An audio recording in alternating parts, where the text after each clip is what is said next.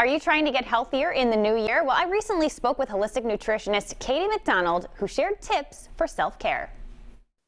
If you're looking to take better care of yourself in the new year, Katie McDonald from Be Nourished is here to help. Good morning, Katie. Good morning.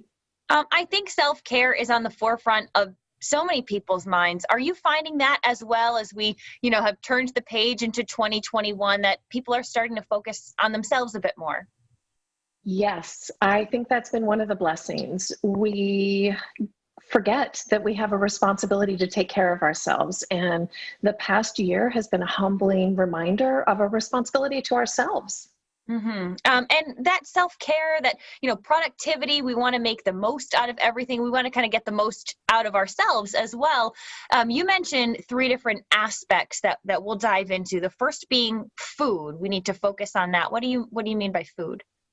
Well, we have big dreams, we have ambitions and expectations, and yet we forget the fuel, and that is food. We can't deny the connection between what we're able to create, how we're able to serve and contribute, without really looking at, well, what am I putting in my body, the body that I expect to do these miraculous things? How am I tending to it?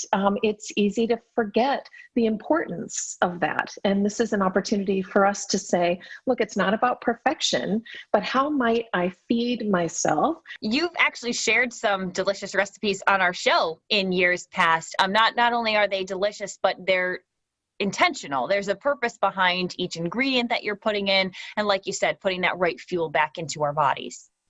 Yes. So we want to look at our plate and say, are you serving me? I'm serving this plate, but is this plate actually serving me?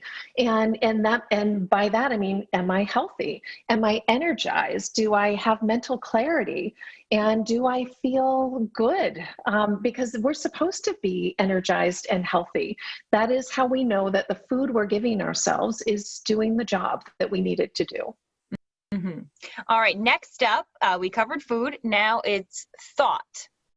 Yes. So, we have all learned we have very little control over our lives.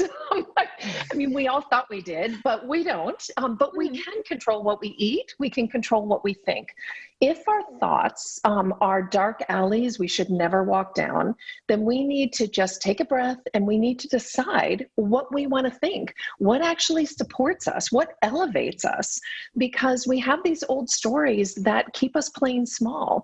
And especially at the start of a new year, we want to do things differently. And here's an opportunity to say, I'm going to choose my thoughts.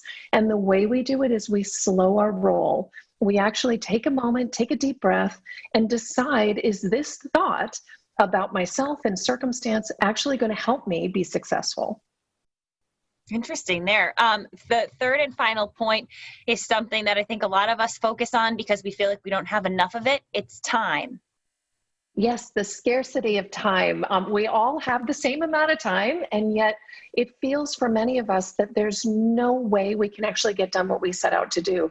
And here's the fact, that's true. We can't. Like when we think about what we're asking of ourselves and all the hats we wear, like, no, you can't.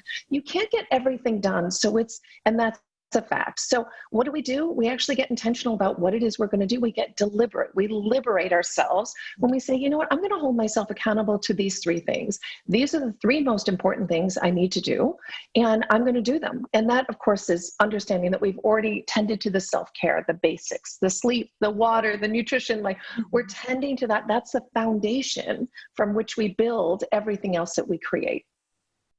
I love that. And to keep this all together, because it can seem like we're juggling a lot, you want to focus on the food, the thought, the time, like you said, even those other things. Am I drinking enough water? What am I doing that's going to help benefit me? You can keep it all together and kind of keep you on track with this new planner that you offer. A lot of people didn't even use a planner last year, but this is a planner that we will use.